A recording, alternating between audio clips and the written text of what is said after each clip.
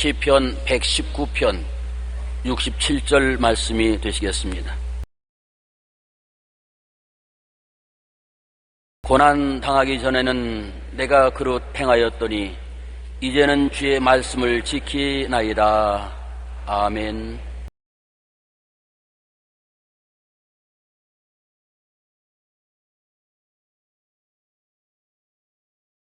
오늘 저는 삶과 고난이란 제목으로 여러분과 함께 은혜를 나누고자 합니다. 인생은 고난을 위해서 태어났습니다. 생로병사 그 자체가 고난의 연속인 것입니다. 저도 짧은 70년의 삶을 뒤돌아볼 때 온통 자욱한 고난의 연기 속을 통해 온 것을 볼 수 있습니다. 저는 일본군의 한반도 강점의 말기 그 한없는 강제노동과 수탈, 해방 후 5년간의 좌우 충돌과 사회 혼란, 1950년 6월 25일 6.25 전쟁의 와중에서 살아왔습니다. 그 후의 생존을 위한 몸부림 등 살아남기 위한 고난의 몸부림이 없었던 때가 한 번도 없었습니다. 왜 인생은 고난을 위해서 태어났을까요? 모든 사람은 예외 없이 고난을 당하며 삽니다. 그 이유는 우리의 조상 아담이 타락할 때 인류에게 3대 재앙을 유산으로 남겨놓은 것입니다. 아담과 하와가 하나님을 반역하고 선악과를 따먹고 타락했을 때 하나님은 인생들에게 3대 재앙을 선포하셨습니다. 창세기 3장 6절에 여자가 그 나무를 본즉 먹음직도 하고 보암직도 하고 지혜롭게 할 만큼 탐스럽기도 한지라 나무인지라 여자가 그 열매를 따먹고 자기와 함께 있는 남편에게도 주며 그도 먹은지라. 하나님이 선악과를 먹지 말라고 했는데 먹은 결과로 창세기 3장 17절로 19절에 하나님은 재앙을 선포하셨습니다. 아담에게 이르시되 내가 내 아내의 말을 듣고 내가 내게 먹지 말라 한 나무의 열매를 먹었은즉 땅은 너로 말미암아 저주를 받고 너는 내 평생의 수고하여야 그 소산을 먹으리라. 땅이 내게 가시덤불과 은극히를 낼 것이라. 내가 먹을 것은 밭의 채소인즉 내가 흙으로 돌아갈 때까지 얼굴에 땀을 흘려야 먹으리니 내가 그것에서 취함을 입었음이라. 너는 흙이니 흙으로 돌아갈지어다. 여기에 보면 너무나 비참한 재앙의 선언이 선포되고 있는 것입니다. 하나님을 반역하자 제일 첫째 재앙은 영혼이 죽은 것입니다. 범죄함으로 말미암아 하나님과 사람 사이의 관계가 끊어지고 영이 죽고 마른 것입니다. 마치 옹달샘에서 끊어진 도랑의 물이 썩어져서 장구벌레와 더러운 물이 되는 것처럼 인간은 생명의 근본 되시는 하나님께로부터 끊어졌으므로 온갖 부패와 부정이 그 영혼을 썩어지고 죽게 만드는 것입니다. 그와 함께 두 번째 재앙이 환경재앙인 것입니다. 오늘날 또 우리 지구상의 환경재앙으로 가득하고 산하가 다 썩어가는 것처럼 환경재앙이 일어나서 가시와 은극히가 나고 이마에 땀을 흘려야 먹고 사는 고통과 괴로움이 다가올 저주의 재앙인 것입니다. 세 번째 재앙이 죽음의 재앙인 것입니다. 너는 식물을 먹고 고생하고 땀을 흘리며 살다가 흙이니 흙으로 돌아가라는 것입니다. 생로병사의 재앙인 것입니다. 사람은 원래 죽지 않도록 만들어졌는데 죄 때문에 죽게 된 것입니다. 태어나서 늙고 병들고 죽게 되는 고통을 당하게 된 것입니다. 이 재앙은 모든 인류에게 상속으로 넘겨준 재앙인 것입니다. 어떠한 민족도 어떠한 개인도 이 3대 재앙에서 벗어날 자가 없는 것입니다. 문명국가든 미개한 국가든 교육받은 사람 못 받은 사람 잘 사는 사람 못 사는 사람 할 것 없이 모두 다 이 재앙에 노출되어 있는 것입니다. 사람들은 이 재앙에서 해방을 얻기 위해서 온갖 노력을 하고 발부동을 쳤지만은 이 재앙은 인간의 힘으로 벗을 수가 없은 것입니다. 그러나 지금부터 2000년 전에 하나님은 인류를 이 재앙에서 벗게 하기 위해서 그 아들 예수 그리스도를 육체로 보내어서 이 재앙에 대한 대가를 지불하게 한 것입니다. 성경에 죄의 값은 사망이라고 한 것입니다. 죽음만이 이 재앙을 철폐할 수 있는 것입니다. 우리 사람들은 다 죄를 지었으므로 죽고 살아나지 못함으로 재앙의 희생물이 되지만은 죄 없는 하나님의 아들이 죄 없는 인간으로 태어나셔서 인간의 죄를 대신 짊어질 수가 있는 것입니다. 친족이 친족의 빚을 대신 물어주는 것처럼 예수님은 인류로 태어나셔서 인류의 모든 죄를 짊어지고 십자가에 못 박여 몸짓고 피 흘렸습니다. 예수님께서 6시간 십자가에 고난당하신 후 내가 다 이루었다 하실 때 인류를 3대 재앙에서 3중 축복으로 옮겨주신 것입니다. 우리를 흑암의 권세에서 건져내사 그 사랑의 아들 나라로 옮기심으로 첫째 재앙인 죄악의 재앙에서 해방시켜 준 것이며 우리가 다 죄를 짓고 불의하고 추악하고 버림을 받아야 마땅함에도 불구하고 주님 앞에 나오면 우리의 죄를 다 채진 책임지고 사망을 담당하심으로 그 고통 속에서 죄를 청산하신 것이며 몸을 찢고 피를 흘리며 온갖 고통과 괴로움을 당하고 하나님께 버림을 당하고 지옥불에 타는 고통을 당하면서 우리의 죄악을 다 청산해 주신 것이며 한 해, 두 해 죄가 아니라 태어날 때부터 죽을 때까지 영원히 우리의 죄악을 청산해 주신 것이며 그리고 주님께서는 십자가에 매달리심으로 우리의 저주를 대신 짊어지신 것이며 저주받은 자는 나무에 매달으라고 했는데 하나님의 아들이 나무에 매달렸습니다. 그리스도께서 우리를 위하여 저주를 받은 바 되사 율법의 저주에서 우리를 속량하였으니 이는 기록된 바 나무에 달린 자마다 저주 아래 있는 자라 하였습니다. 이는 그리스도 예수 안에서 아브라함의 복이 이방인에게 미치게 하려 함이라고 한 것이니 하나님이 아브라함에게 내가 네게 복주고 복주며 너를 번창케 하고 번창케 하려고 하신 말씀대로 그 아브라함의 복이 예수를 믿을 때 우리에게 임하고 저주는 주님께서 대신 짊어지고 가버린 것입니다. 예수는 우리 보고 말한 것입니다. 수고하고 무거운 저주를 짊어진 자여 내게로 오라. 내가 너희 저주를 대신 짊어졌으니 너는 평안하라고 말씀하는 것입니다. 그리스도 안에서 아브라함의 복의 축복을 인류에게 나눠준 것입니다. 그 다음 주님은 생로병사의 고리를 끊어쓴 것입니다. 주님은 우리가 죽더라도 영원히 살 수 있도록 만들어 주신 것입니다. 나는 부활이요 생명이니 나를 믿는 자는 죽어도 살겠고 살아서 나를 믿는 자는 영원히 죽음을 보지 않냐라고 말씀하신 것입니다. 사람을 대신해서 분명히 죽음 무덤에 들어가셨는데 사람을 대신해서 사흘 만에 죽음을 이기고 무덤을 해치고 부활하심으로 사망과 음부를 영원히 멸하신 것입니다. 그뿐 아니라 살아있을 동안에 육신의 질병조차도 우리의 연약함을 친히 담당하시고 병을 짊어지고 가심으로 치료와 건강의 은총과 축복을 허락해 주신 것입니다. 우리 아담 조상으로부터는 3대 재앙을 물러받았으나 새 인류의 조상인 예수 그리스도를 통해서 삼중 축복의 은총을 받게 된 것입니다. 요한복음 3장 16절의 말씀대로 하나님이 세상을 이처럼 사랑하사 독생자를 주었으니 이는 누구든지 저를 믿으면 멸망하지 않고 영생을 얻으리라. 죄악의 멸망, 저주의 멸망, 질병과 죽음의 멸망에서 건져내는 일을 하기 위해서 예수님이 오신 것입니다. 그렇기 때문에 요한 3서 2절의 말씀대로 사랑하는 자여 내 영혼이 잘됨같이 내가 범사에 잘되며 강건하기를 내가 간구한다고 말씀한 이유는 주님이 우리 대신해서 대속의 제물이 되어 주셨기 때문인 것입니다. 그렇기 때문에 오늘날 우리들은 일반적인 고통인 3대 재앙이 다가오면 예수님의 보혈을 의지하고 담대하게 3대 재앙을 물리쳐야 되는 것입니다. 죄악을 물리치고 저주를 물리치고 질병을 물리쳐야 되는 것입니다. 우리가 이 진리를 깨달아 알고 이것을 꿈꾸고 믿고 기도하고 물리쳐야 이 일이 우리에게 이루어지는 것입니다. 우리가 가만히 감나무 밑에 입 벌리고 있으면 감이 입에 떨어질 것으로 생각하고 종교적으로 왔다 갔다 한다고 해서 이것이 이루어지는 것이 아닙니다. 재앙은 뿌리가 깊게 우리 개인, 가정생활, 자녀, 사업, 인류에게 내리고 있는 것입니다. 이 뿌리를 뽑기 위해서는 진리를 알지니 진리가 너희를 자유케 하리라.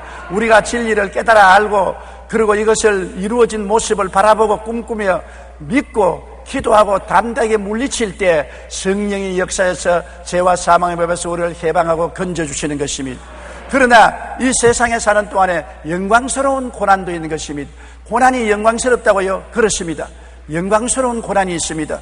여러분 테레사 수녀 같은 사람, 알버트 슈바이처 같은 사람을 보십시오. 복음을 위해 스스로 택한 고난인 것입니다.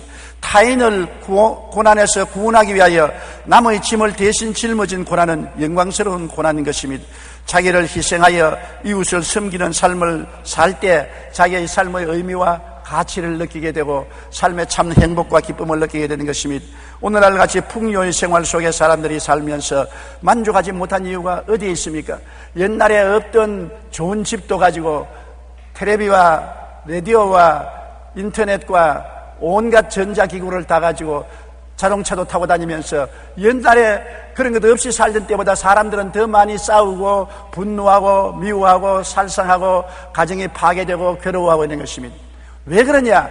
많이 소유함으로 행복하다고 생각하는 잘못된 마귀의 철학에 속아 넘어가게 된 것입니다. 행복은 소유에 있지 않고 행복은 나누어 주는 데 있는 것입니다. 사랑은 주는 데 있는 것입니다. 하나님이 세상을 이처럼 사랑하사 주셨다고 말한 것입니다. 예수님을 주신 것입니다. 우리가 가지고 있는 것으로 이웃과 나누고 행복을 나누을 때 비로소 삶의 의미와 가치를 알게 되고 기쁨과 행복이 주어진다는 것을 알아야 되는 것입니다. 이것이 예수님이 가르친 것입니다. 내가 세상에 온 것은 섬김을 받으려 함이 아니요 오히려 섬기려 하고 많은 사람을 위해서 내 목숨을 바치려 하려 함이라고 말한 것입니다.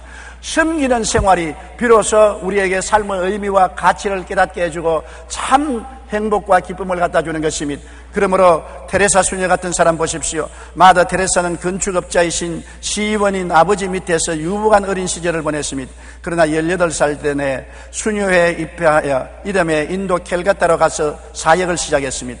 사역 도중 결핵에 걸려 치료를 위해 히말리아산에 있는 요양원으로 가던 중에 가난한 사람들을 위해 봉사하는 계시를 받아 테레사는 단돈 5루피 약 120원을 가지고 빈민가로 들어갔습니다. 그곳에서 아이들을 가르치면서 거지와 병자, 사경을 헤매는 노인을 돌보기 시작하여 50년간 가난하고 헐벗고 사회에서 천대받는 이들을 돌보며 살았습니다. 1996년에 말라리아와 고역, 고질적인 심장병과 폐질환 등으로 치료를 받아야만 했는데 당시 담당 의사인 센 박사는 구부린 자세로 병약자들을 돌보아 오랜 봉사 생활을 하는 동안에 질병이 생겼다고 말했던 것입니다. 1997년 9월 테레사 수녀는 가난한 사람들에게 가장 필요한 것은 동정이 아니라 사랑입니다라는 말을 남기고 세상을 떠났습니다. 테레사 수녀는 노벨 평화상, 케네디 인권상, 인도 최고의 바라트 라트니나 훈장 등을 받았습니다. 이처럼 복음을 위해, 사명을 위해 스스로 택한 고난은 하나님의 사랑과 위로와 평안이 넘치는 영광스러운 고난인 것입니다. 누가 하라고 한 것이 아닙니다. 자기가 스스로 고난을 택해서 일생을 고난의 길을 걸었습니다만 남을 위해서 자기의 모든 청춘을 바쳤고 자기의 행복을 나누어 주었기 때문에 자기 삶의 의미와 가치를 발견하고 테레사 수녀는 큰 기쁨과 행복을 느꼈습니다. 어떠한 사람도 느끼지 못하는 행복과 기쁨을 그는 느끼며 살아갈 수 있는 것입니다. 여러분, 알버트 슈바이처 박사도 한 가지입니다. 슈바이처 박사는 목사의 아들로 태어나 5살부터 피아노를 배우기 시작하여 9살에는 이미 예배 때 오르가니스트를 할 정도로 유복한 환경에서 자랐습니다. 그 역시 아버지의 뒤를 이어 목회를 하기 위해 대학에서 신학과 철학을 전공한 뒤 교회 목사가 되었습니다. 그러나 30살이 되면서 당시 6년간의 의학 과정을 밟고 아프리카의 랑바렌의 병원에 환자들을 돌보기 위하여 그는 구라파를 떠났습니다. 그가 누릴 수 있는 모든 것을 버리고 아프리카에 들어갔습니다. 심지어 1952년 노벨 평화상을 수상했는데 그때 받은 상금으로 나환자촌을 세우며 질병으로 고통당하는 사람들을 돌보다가 1965년 일생을 마쳤습니다. 구라파에서 행복하고 존경받고 유복한 삶을 살 수 있는데도 불구하고 이를 다른 사람들을 도우기 위해서 다 버리고 가장 가난하고 헐벗고 굶주리고 병든 아프리카의 나환자들을 돌보기 위해서 일생을 바쳤습니다. 그는 남을 섬기기 위해서 일생을 바쳤습니다. 여러분, 도저히 슈바이처 박사가 마음에 느낀 삶의 의미와 가치와 행복과 기쁨은 사람들은 알 수 없을 것입니다. 반드시 인생은 자기 자신을 섬기기 위해서 삶으로 행복한 것은 아닌 것입니다. 남을 섬기는 생활에는 십자가를 걸머지는 고통이 따름과 동시에 십자가 이후에 다가오는 부활의 기쁨과 행복도 같이 다가오는 것입니다. 인생의 참 기쁨과 행복이란 고통 없이 다가오는 것이 아닙니다. 고통과 괴로움과 함께 짜릿한 기쁨과 행복이 다가오는 것입니다. 남을 섬기는 것, 남을 위해서 나를 희생하는 것, 나의 가진 것을 서로 나눌 때 비로소 내가 왜 사는지 삶의 의미와 가치를 안 가르쳐도 스스로 깨닫고 삶이 뿌듯해지는 것입니다. 그러고 난 다음에 영혼 깊은 곳에 행복과 기쁨의 샘물이 터지는 것입니다. 내게 주시옵소서, 내게 주시옵소서. 나 중심으로 나만 위해서 사는 사람에게는 결코 자기 삶의 의미와 가치를 터득할 수 없습니다. 정말 섬기면서 다가오는 그 뿌듯하고 놀라운 기쁨과 행복을 느낄 수가 없습니다. 그런 샘물은 마음에 감추어져 있으나 터져나오지를 않는 것입니다. 여러분, 슈바이처 박사는 좋은 환경과 평안한 삶을 살 수 있는 터전을 거부하고 병들고 가난한 사람들을 위해 일생을 보냈습니다. 이처럼 주님을 쫓기 위해 자원에서 짊어진 고난은 바로 영광스러운 고난인 것입니다. 오늘날 많은 사람들이 영광스러운 고난을 택해서 열심으로 봉사하고 있는 것입니다. 서해안 기름 사고로 말미암아 그곳에 있는 주민들이 고통당하고 생태계가 파괴될 때 수만 명의 자원봉사자가 나와서 고생하면서 그 기름을 제거하기 위해 노력하고 있는 것입니다. 저도 우리 교역자들과 교회 대표들 모시고 내일 기름띠 제거하는데 봉사를 갑니다. 남을 위해서 자기 시간과 노력과 돈을 바쳐서 일할 때 살아있는 의미를 알게 되는 것입니다. 왜 내가 사느냐? 삶의 가치를 느끼게 되고 고통스럽지만은 짜릿한 기쁨과 행복을 느낄 수가 있는 것입니다. 우리 동포들이 고난당할 때 우리는 자원봉사자로 나가서 고난을 함께 길머지십시다. 그럴 때 우리가 있는 존재의 의미를 알게 되며 행복과 기쁨을 느끼게 되는 것입니다. 우리 자신을 위해서만 살면은 절대로 우리 삶의 의미와 가치를 느낄 수가 없는 것입니다. 남을 위해서 살고 섬길 때 고난이 다가오는 것입니다. 예수님이 우리 위해서 섬길 때 십자가를 걸머진 것입니다. 그러나 그 후에는 부활의 영광, 만왕의 왕, 만주의 의제가 되고 구원받은 사람들을 볼 때 그 마음에 기쁨을 느끼고 행복을 느끼게 된 것처럼 우리도 그와 같은 체험을 할 수 있게 되는 것입니다. 그러나 이 세상에는 특별한 고난도 있는 것입니다. 이 특별한 고난은 자아를 깨뜨리고 변화를 가져오기 위한 고난인 것입니다. 사람들은 아담과 하와 이후로 타락해서 인본주의로 자기 중심으로 삽니다. 그저 사람 중심, 내 욕심 중심으로 살기 때문에 언제나 고통 속에서 헤어나지를 못하는 것입니다. 에레미야서 48장 11절에 모압은 젊은 시절부터 평안하고 포로도 되지 아니하였으므로 마치 술이 그 찢기 위에 있고 이 그릇에서 저 그릇으로 옮기지 않은 것 같아서 그 맛이 남아있고 냄새가 변하지 아니하였도다. 좋은 술은 어떻게 만든지 압니까? 포도를 밟아서 그것을 그릇에 잔뜩 담아놓으면 찌꺽지하고 포도즙하고 함께 섞여 있습니다. 그 그릇을 옮겨서 부으면 찌꺽지는 밑에 남고 다른 것은 꽤 맑은 포도즙이 모이는 것입니다. 그 포도즙을 또 다른 그릇에 옮기면 또 찌꺽지는 남고 더 맑아지고 이래서 반복하여 이 그릇에서 저 그릇으로 저 그릇에서 저 그릇으로 옮기면 자꾸 찌꺽지가 남고 나중에는 아주 맑은 맛있는 향기로운 포도주가 되는 것입니다. 모압도 한 가지입니다. 모압이라는 나라가 강성한 이스라엘의 이웃국이었던 것입니다. 그러나 모압은 젊은 시절부터 평안하고 포로가 되어 나가는 전쟁도 없었습니다. 그러므로 썩었어요. 냄새가 나고 찌기가 꽉 들어찼습니다.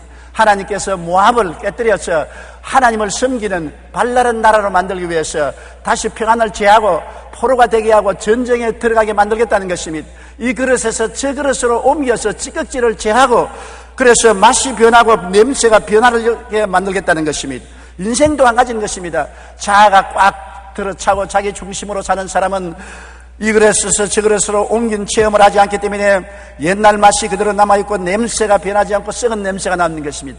이런 사람에게 변화를 가져오기 위해서는 평안을 제하고 고통을 보내어서 찢기를 제해야 되는 것입니다.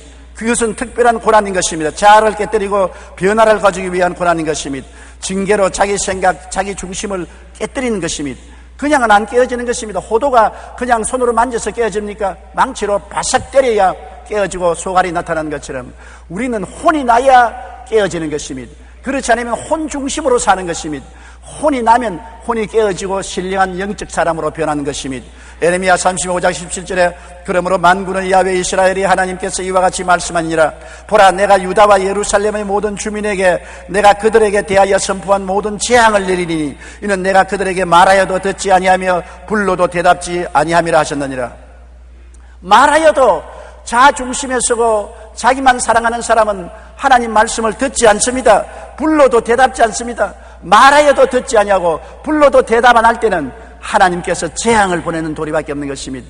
고통을 보내는 도리밖에 없는 것입니다. 요나가 하나님이 니느웨에 가서 40일 동안 회개의 복음을 전하라 안 그러면 니느웨가 무너질 것이라고 하라고 했는데 그 말에도 듣지 아니하고 불러도 대답 없이 다시 서로 도망을 쳤습니다. 하나님의 말씀을 듣지 않기 위해서 배 밑창에 들어가서 잠을 잤습니다. 그러니까 고난의 풍랑을 보내어서 잠에서 깨어나게 하고 바닷물에 던짐을 받게 만들어서 고난당하게 한 것입니다. 고난은 이유 없이 다가오는 것이 아닙니다. 우리가 하나님이 말씀하여도 듣지 아니하고 불러도 대답 없기 때문에 하나님이 고난을 보내어서 깨뜨리는 것입니다. 깨어져야 자기 생각이 깨어지고 자기 중심이 깨어지는 것입니다. 링컨이 어느 한가한 날 시골길을 걷고 있는데 한 농부가 말을 몰아 쟁기로 밭을 갈고 있는 게 보였습니다. 링컨은 농부에게 인사를 하려고 다가가는데 마침 말 엉덩이에 파리가 엉겨붙어 있는 것을 보였습니다. 링컨은 보기에 민망스러워서 파리가 말을 귀찮게 하는 게 분명했기 때문에 파리를 쫓아버리려고 손을 흔들자 그 순간 농부가 말했습니다. 그만두세요. 그 파리 때문에 이 늙은 말이 그나마 움직이고 있는 것이랍니다. 말이 노쇠하여 그 어떤 일에도 꼼짝하지 않으려고 하지만 파리가 여기저기 날면서 말을 귀찮게 굴면 움직인다는 것입니다. 그대로 내버려두면 게을러서 움직이지 않는데 파리라도 와서 뜯어먹으니까 괴로우니까 꼬리를 흔들고 귀를 흔들고 일어나서 털고 움직인다는 것입니다. 젊은 날 텔레비에 보니까 우리 한국의 어느 동물원에 나이가 훨씬 늙은 곰이 죽을 나이가 넘었는데도 불구하고 안 죽고 있는데 힘이 빠져서 움직이지 않는데 그 위 2마리를 그 우리에 넣어놓으니 그 위가 자꾸 같이 돌아다니면서 괴롭게 하니까 일어나서 움직이는 것을 보았었습니다.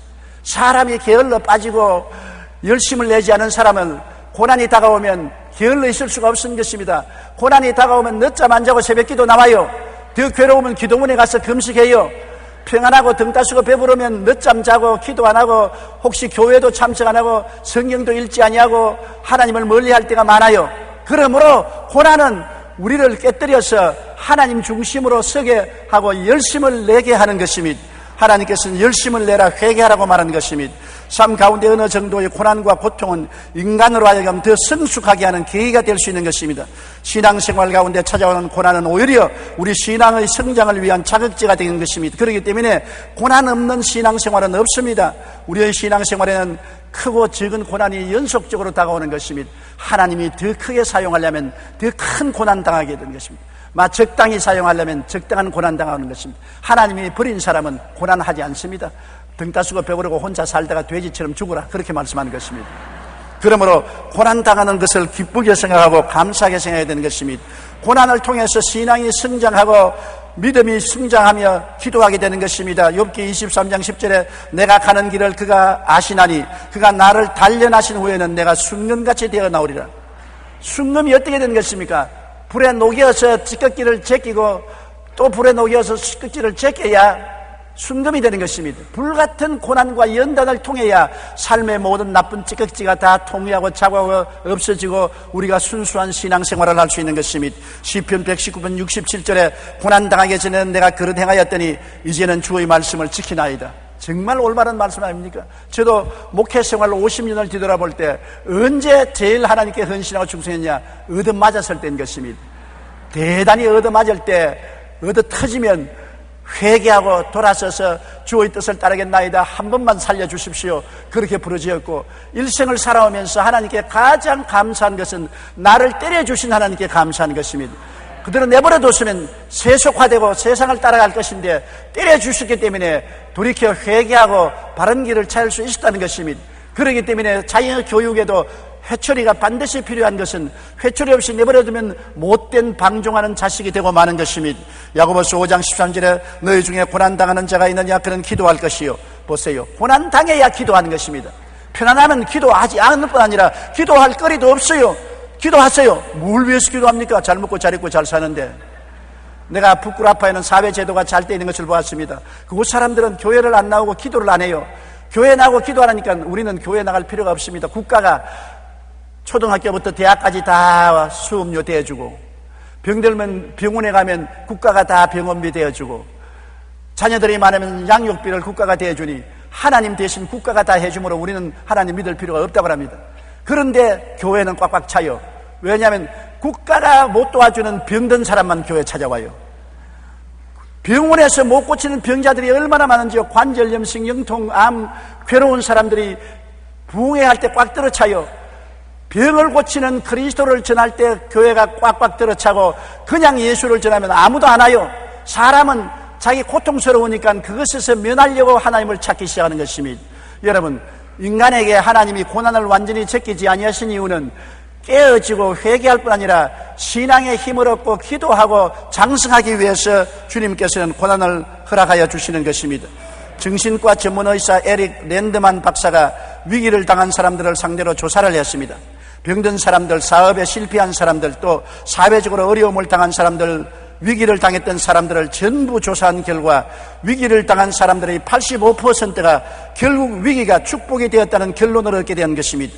왜냐하면 그 위기를 극복하기 위하여 나쁜 습관을 고치게 되었고 가정이 바르게 회복되었고 또 하나님을 믿으며 신앙생활을 철저히 하게 되고 시간과 물질을 전략하게 되었다는 것입니다. 인생이 새롭게 변화되기도 하고 또 발전하고 성장했다는 것입니다. 우리는 고난과 고통을 당할 때 절대로 원망불평하지 말고 오직 그것이 내게 유익이라고 믿고 하나님께 감사하며 나아가야만 하는 것입니다. 그럴 때 하나님께서 고난을 축복으로 변화시켜 주십니다. 17세기 영국의 신학자 토마스 아담스는 그대에게 시련을 주는 것은 무엇이나 그대의 유익으로 계산하라고 말씀한 것입니다. 우리가 살면서 연단과 훈련, 신앙의 근육 개발을 위해서 고난은 꼭 필요한 것입니다. 연단받지 않으면 안 되잖아요. 제가 논산훈련소에서 훈련병으로 훈련받을 때 그때는 너무나 생활 환경이 어렵습니다. 밥을 적게 주므로 하루 종일 배가 고팠습니다. 천막에서 추워서 잠을 잘 못 잤습니다. 훈련받을 때 양지볕에서 앉으면 그냥 졸아요. 그러면 교관 선생님이 훈련을 하다 말고 가르치다가 말고 이야기를 합니다. 농담을 합니다. 농담을 하면 눈을 반짝 떠서 조금 뜨고 있다가 또 이 소총의 사거리는 얼마고 실타는 얼마에 몇 분에 얼마 발라하고 하면 또 잡니다. 그러니까 교관이 한 말에 야 이놈들 자식들아 눈 좀 똑똑히 뜨고 내 말을 들어라. 나도 너희들 초는 놈들을 깨우고 싶지 않으나 내 말을 안 들으면 전쟁 나면 제일 먼저 죽는다. 안 죽으라고 훈련시키는 것이지 너희 괴롭히려고 훈련시킨 줄 아니냐. 열심히 훈련을 받으면 안 죽고 살아남지만은 너희들 졸고 게으르면 전쟁 나면 총알바지가 되고 만다. 그 말이 머릿속에 박혀서 기억이 늘 납니다. 맞았어요. 왜 훈련을 합니까? 살아남으라고 훈련시키는 것입니다. 왜 운동선수들이 끊임없이 일찍이 아침에 일어나서 저녁 늦게까지 훈련을 합니까? 근육에 힘을 얻으라고 하는 것입니다. 근육을 개발시키기 위한 것입니다. 신앙도 마찬가지인 것입니다. 고난을 통해야 믿음으로 기도하고 믿음이 훈련되고 믿음의 힘이 생기는 것입니다. 베드로전서 5장 10절에 모든 은혜의 하나님 곧 그리스도 안에서 너희를 부르사 자기의 영원한 영광에 들어가게 하시니가 잠깐 고난을 당한 너희를 친히 온전하게 하시며 굳건하게 하시며 강하게 하시며 틀을 견고하게 하시리라. 따라 말씀해서 고난을 통하여 온전하게 하시며 굳건하게 하시며 강하게 하시며 틀을 견고하게 하신다. 얼마나 좋습니까? 고난이 와야 고난이 우리를 온전하게 변화시키고 굳건하고 강하고 우리 신앙의 터전을 튼튼하게 만든다는 것입니다. 이것은 고난만이 할 수 있는 것입니다. 여러분 용광로가 없으면 광채를 어떻게 녹이며 우리가 사용하는 모든 자동차로부터 비행기로부터 아름다운 집으로부터 예술작품부터 어떻게 만듭니까? 용광로에 녹여서 고난을 통해서 불순물을 제거하고 순수한 광물을 얻어내어야 비로소 모든 필요한 물건을 만들 수가 있는 것입니다. 고난 당해야 우리가 하나님이 사용할 수 있는 사람이 되는 것입니다. 로마서 5장 3절로 4절에 다만 이뿐 아니라 우리가 환난 중에도 즐거워하나니 환난은 인내를, 인내는 연단을, 연단을 소망을 이루게 합니다. 우리가 인내를 배우고 연단을 배우고 소망을 얻을 수 있는 것은 고난을 통해야 얻을 수 있는 귀한 값진 선물인 것입니다. 캐나다 로키산에는 무릎 꿇은 나무가 있습니다. 보통 해발 3,000m 이상 올라가면 나무가 자라지 못해요. 바람이 너무 세고 토질이 각박하고 날씨가 춥기 때문에 자라지 못해요. 그런데 캐나다 로키산 중턱에 올라가면 오랜 세월 폭풍우를 견뎌내며 자라왔는 나무가 있는데 그 과정 가운데 마치 무릎을 꿇은 것처럼 순종하는 자세로 서 있는 모습을 갖게 되어 있는 것입니다. 소나무가 전부 엎드려 있어요. 무릎을 꿇고 있는 것입니다. 수많은 사람이 무릎을 꿇어 예배드리는 모습을 하고 있는 것입니다. 이 나무가 명품 바이올린을 만드는 재료가 된다는 것을 아는 사람은 거의 없습니다.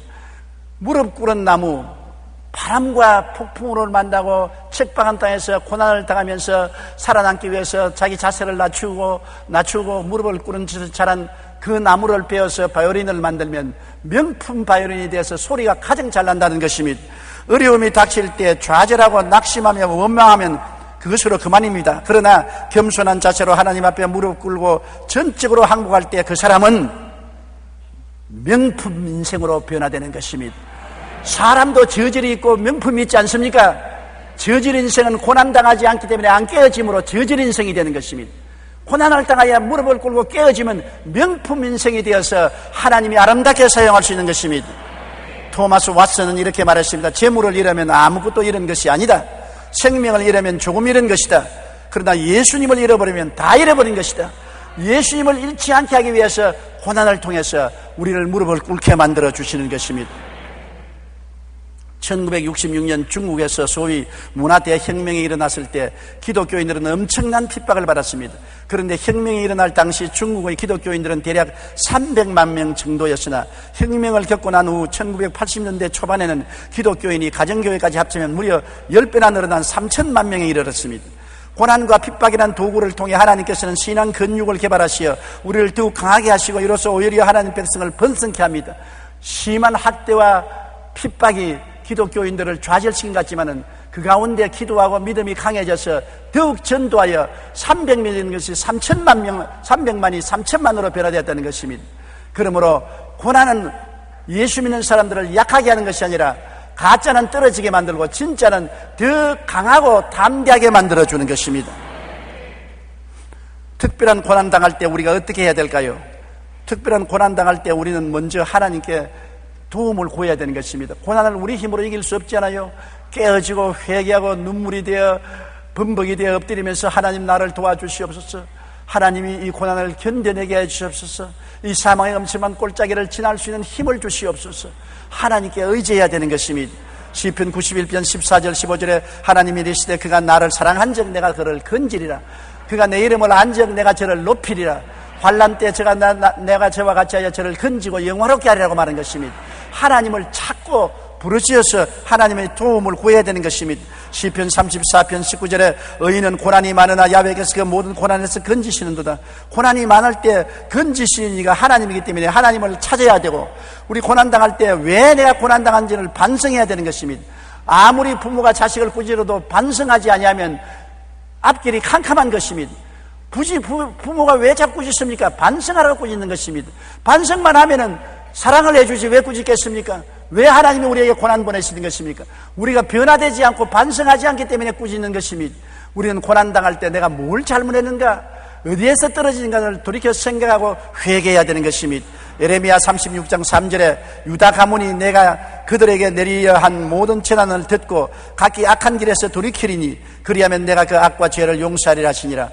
악한 길에서 돌이키면 하나님은 용서를 하기를 원하시는 것입니다.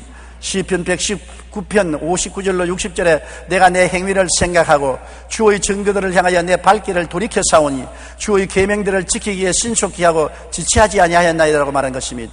행위를 생각하고 주의 말씀을 비춰보고 내 발길을 돌이키고 행위를 고쳐야만 되는 것입니다.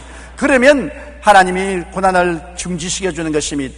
고난을 통해서 우리에게 큰 축복은 나를 의지하지 않고 하나님께 전적으로 항복하는 것입니다. 전쟁할 때 지면 끝까지 싸우다간 죽지 않아요. 빨리 백기를 두고 항복하는 게 좋잖아요. 하나님께 매맞을 때 하나님께 항복합니다. 전부에 어지없어서 손 들고 옵니다. 주 나를 박대하시면 내가 어디 가리까? 주님께 두 손 들고 항복하고 나오면 하나님이 때리던 채찍을 그만두시고 품어주시는 것입니다. 왜 때립니까? 잘 때라고 때리지 않아요. 그런데 회개하고 나오면 품어주지 않겠어요? 호세아 5장 15절로 6장 1절에 그들이 그 죄를 뉘우치고 내 얼굴을 구하기까지 내가 내 곳으로 돌아가리라. 그들이 고난받을 때 나를 간절히 구하리라. 오라 우리가 야훼께로 돌아가자. 야훼께서 우리를 찢으셨으나 도로 낫게 하실 것이요 우리를 치셨으나 사매어 주실 것입니다. 뉘우치고 회개할 때까지 주님은 주님의 처소에 가서 숨어서 계시겠다는 것입니다. 그러나 고난받을 때 우리가 회개하고 부르짖으면 하나님이 숨은 곳에서 나오셔서 때렸으나 쳐매어주고 꾸짖었으나 어루만져주고 상처를 입었으나 사매어주겠다고 말씀하시는 것입니다. 우리 하나님은 사랑의 부모와 같은 것입니다. 그리고 고난받을 때 늘 원망 불평하는 사람이 있는데 그건 잘못 알아서 그런 것입니다. 고난당하는 것은 유익이라고 생각해야 되는 것입니다. 내게 보탬이 되는데 어떻게 하는 것입니까? 우리가 학교 다닐 때 선생님께 꾸중 들을 때는 굉장히 불평을 말했습니다. 그러나 지난 세월을 두고 보니 얼마나 고마운지 모르겠습니다. 저는 중학교 다닐 때 영어를 좋아하지 않았었습니다. 영어를 무엇 때문에 배워야 되느냐 그렇게 생각하는 것입니다. 그러나 중학교 1학년에 들어가니까 콩코드라는 영어 선생님이 수업 시간에 들어올 때 이만한 장대를 들고 들어오는 것입니다. 애들 때리기 위해서. 좌우간 명령하여 외우라고 한 단자를 못 외우거나 현재사, 과거사, 과거분사를 외우지 못하면 나가서 종아리가 붙들어 얻어맞았습니다. 그래서 그때 그 선생이 무서워서 죽도록 외우고 공부를 했습니다. 그리고 늘 속으로 향기를 이놈 안 죽냐, 교통사고가 나서 탁 죽어버리면 좋겠다. 그런 생각을 했는데 세월이 지나고 오늘날 보면 그 선생 때 배운 것은 지금도 머릿속에 다 외우고 있어요. 제가 온 세계 다니며 복음을 전할 수 있는 영어의 기본적인 문법을 그 선생 때 배운 것입니다. 나를 안 때려주었으면 안 그래 됐을 것입니다. 그러나 그때 역사 선생 한 분이 계셨는데 얼마나 사람이 좋은지 틀려도 옳지 그래 괜찮아 틀려도 괜찮다니까 공부 안 했어요. 얻어맞을 일을 없으니까. 그러니까 국사에 요사에 지금도 눈이 깜깜하단 말입니다. 어린아이 때 안 먹으려는 음식도 강제로 먹여야 건강을 얻는 것처럼 안 배우려는 것도 강제로 가르쳐야 되는 것입니다. 고난은 우리에게 깨어지게 하고 회개하고 하나님을 순종하게 만드는 것이기 때문에 먼 눈으로 보면 큰 유익이 되는 것입니다. 고난에 들어가거들랑 고난 학교에 입학했다고 생각하십시오. 학교는 우리를 잘 가르치기 위해서 입학시키는 것처럼 고난의 학교에 들어가는 것은 우리를 잘 가르쳐서 훌륭한 하나님의 자녀가 되게 만들기 위한 것입니다. 시편 119편 71절 고난당한 것이 내게 유익이라 이로 말미암아 내가 주의 율례들을 배우게 되었나이다. 보세요. 고난이 우리를 배우게 하지 않습니까? 로마서 8장 17절로 18절 우리 다 같이 한번 읽어보십시다. 자녀이면 또한 상속자 곧 하나님의 상속자요 그리스도와 함께한 상속자니 우리가 그와 함께 영광을 받기 위하여 고난도 함께 받아야 할 것이니라. 생각건대 현재의 고난은 장차 우리에게 나타날 영광과 비교할 수 없도다. 보세요. 고난과 영광은 이퀄입니다. 고난이 있어야 영광을 받을 수 있는 것입니다. 영광을 바라보고 가면 영광에 가는 길은 고난의 길인 것입니다. 고난은 고통스럽지만은 이후에 영광이란 짜릿한 행복과 기쁨이 있는 것입니다. 남을 섬기며 나를 희생하는 것은 십자가를 걸머지고 괴로운 것입니다. 그러나 그 이후에는 행복과 기쁨이란 짜릿한 영광이 그대로 있는 것입니다. 이 땅에 예수 믿고 고난당하는 것이 고통스럽지만은 그러나 그 위에 영광이란 것이 기다리고 있고 하나님의 후사가 되는 영광이 있는 것입니다. 얼마나 아름답습니까? 그러므로 고난은 고난으로서 끝나는 것이 아닙니다. 고난의 뒤안길에는 영광이 기다리고 있고 하나님의 축복이 기다리고 있는 것입니다. 이 땅에서도 내가 고난을 걸머지면 고통스럽습니다. 그러나 고통 뒤에 행복과 기쁨이 다가온다는 것을 잊지 마시기 바랍니다. 돈이 많으면 행복할까요? 잠시 행복한 것 같다가 그 다음엔 행복하지 않습니다. 이쁜 아내, 잘난 남편 모시면 행복할까요? 몇 년간은 행복할지 모르지요. 나중에는 쳐다보세요. 이쁜지 안 이쁜지 잘난지 못난지 모른다고요. 좋은 옷을 입으면 행복할까요? 한 일주일은 행복하겠지요. 일주일 후에는 행복한지 아닌지 모르지요. 좋은 집에 가면 좋겠지요. 며칠 동안은 야 좋다. 며칠이 지나면 그만 보통인 것입니다. 이 세상의 행복이란 잠시 있다 사라지는 안개와 같은 것입니다. 물거품 잡는 것과 같은 것입니다. 그래서 사람들이 견디다 못하여 더 좋은 차, 더 좋은 집, 더 좋은 옷, 더 좋은 사람을 찾아서 방황하고 허덕이는 것입니다. 내 가정을 깨뜨려버리고 다른 가정을 이루면 더 행복할 것이라 생각해서 또 다른 가정을 이루면 또 역시 그와 같은 것입니다. 수가성 우물가의 여인은 무려 남편을 5번이나 바꿨습니다. 그러나 6번째 남자하고 살 때도 목말랐습니다. 예수님께서 말씀하기를 이 물을 마시면 다시 목마르거니와 내가 주는 물을 마시면 목마르지 아니하고 영원히 뱃속에 솟아는 생수가 되리라고 말씀한 것입니다. 영원히 기쁨과 행복을 누리려면 나를 위해서 살지 말고 남을 위해서 살아야 되는 것입니다.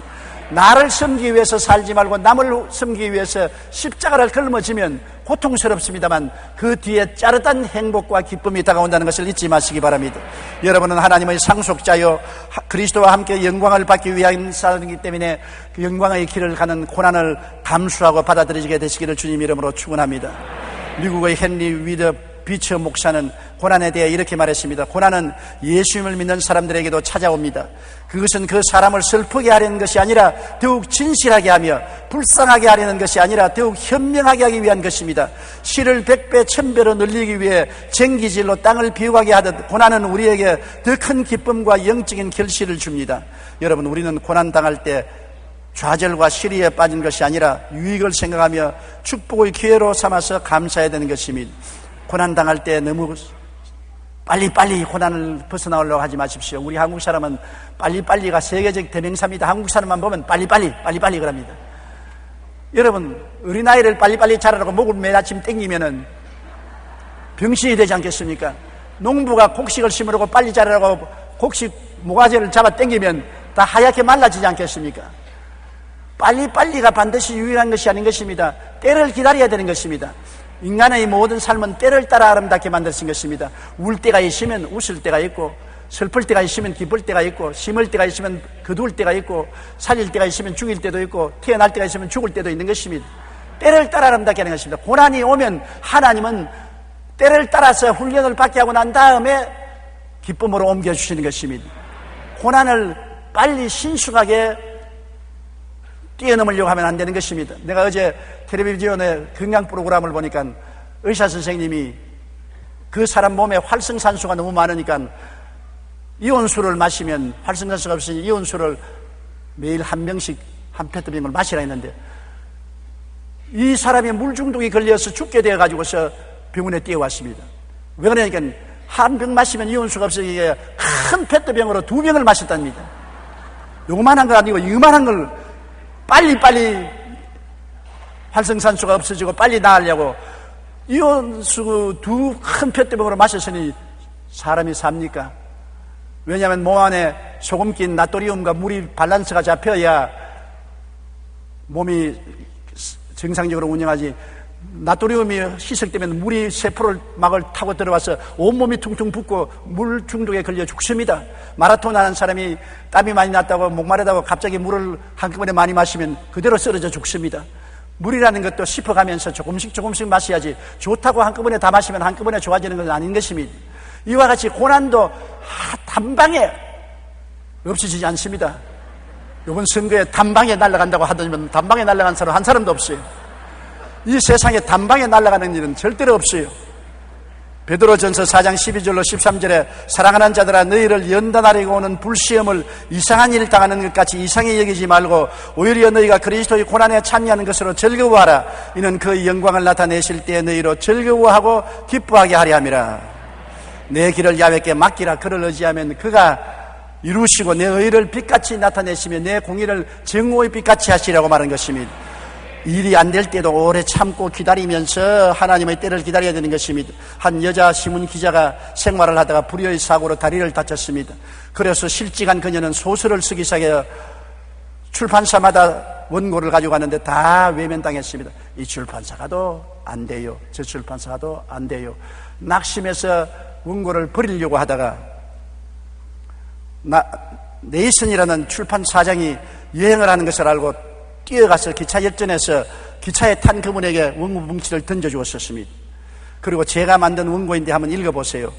이분이 기차를 타고 가다가 심심하니까 그 원고를 읽었는데요, 무심히 원고를 읽기 시작하자 잠시 후에 놀라움으로 원고에서 눈을 뗄 수가 없었습니다. 바로 그 원고가 무엇이냐? 바람과 함께 사라지다는 원작인 것입니다.